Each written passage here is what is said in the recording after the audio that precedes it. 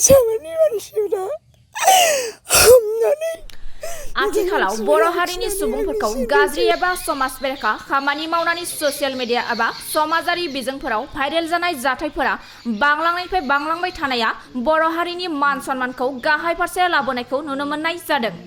गाहायै आथिखालाव हाबा जाखानाय सानै साथाम गथ'नि बिमा बिफाया गावसोर जोनोम होनाय आंगोनि गथ' गथायफोरखौ गारनानै गुबुन हौवा आरो गुबुन हिनजावफोरखौ लानानै खारनाय जाथायफोरजों लोगोसे फरायफुबाय थानाय उन्दै उन्दै लाइमोन सेंग्रा सिख्लाफोरखौ गाज्रि खामानि मावनानै समाजारि बिजोंफोराव भाइरेल जानायखौ नुनो मोननाया लाजिनांथाव आरो दुखुनांथाव जाथाय।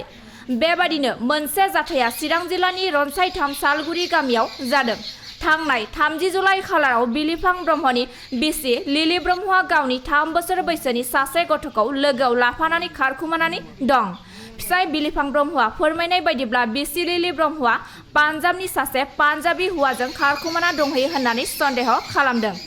बिलिफां ब्रह्मआ गावनि नखरनि रांखान्थि हालोदा मोजां नङैनि थाखाय गुवाहाटी नोगोरमायाव खामानि मावनो थाफैनाय समावनो जाथाया जादोंमोन होननानै फोरमायदों।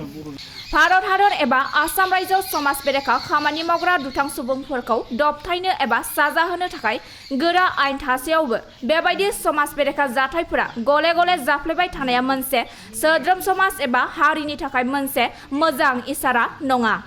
बेनिखायनो बर' माहारिखौ दानो फोसाबनो आरो जोथोन लानो थाखाय दाजानाय बर'नि गोबां माहारियारि आफादफोरनिफ्राय बेबायदि समाज बेरेखा खामानि मावग्रा सुबुंफोरखौ दबथायनो थाखाय गोख्रों राहा लानानै खामानि मावनायजों लोगोसे बिटिआर सरकारनिफ्रायबो जुनियायै बिथांखि लानानै खामानि मावब्लासो बेबायदि समाज बेरेखा खामानिफोरा खमायलांनो हागौ। आंनि न'खरावथ' जेबो जायाखै, दावरावबो जायाखैमोन। आं माने गुवाहाटीयाव खामानि मावहैदों, बेखौथ' मिथिया। गथ' नायनो होननानै फैदोंमोन आंबो। दा गावबो नुदों फैदो दे गथ' नायनोबा फैबाय आङो।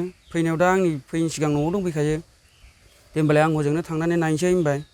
नायनो फैनायाव दा नै मुंफासो खोनाबाय, बिदिसो जाहैबाय। नोंनि बुरैया गोमाना दं?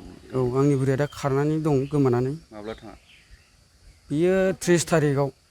30 थारिख? औ, रबिबारनि 12टा टाइमाव ओंखारलांदों बेनिफ्राय। मा सन्देह खालामदों दा बुरै? दा सन्देहखौथ' मोनथिजोबखाबाय, दस्राजों थांनाय। ओमफ्राय मानसिखौ दा जेरावखि नुवा हमनानै दोननांगौ आरोखि। आंनि रिकुवेस्टआव हमनानै दोननानै खोन्थाहरनांगौ। मानसिखौ लायगोन जोङो, बेखौ रिकुवेस्ट खालामनो। बेनि नामा लिलि ब्रह्म होनो। लिलि ब्रह्म। बबेयाव थांदों होननानै? बबेयाव थांदों होननायाथ' बे मैया खोन्थादों गावनि लोगोआ, पान्जाबनि हौवाया पान्जाबाव थांदों होनना खोन्थाबाय। मैया जों खोथा खोनासंजोब्बाय, ओमफ्राय थानायावबो थांनाय जाबाय, एफआइआरबो होबाय। दा माथो खालामनो, दा बेखौ नागिरनानै हमनानै दोननानै खोन्थाहरलायनानै माबाबानो जाबाय। गथ'खौबो लांफादों। बेसे बैसोनि गथ'आ? गथ'आ 3 बोसोर जाबाय। दा मा खावलायगोन नोंनि बुरैखौ न'आव फैफिननो थाखाय? न'आव फैफिननो थाखाय खावलायनाय जायो आरोखि। नोंनि मबाइल नाम्बारखौ खिन्थानो हागोन नामा? आंनिया 6901455911।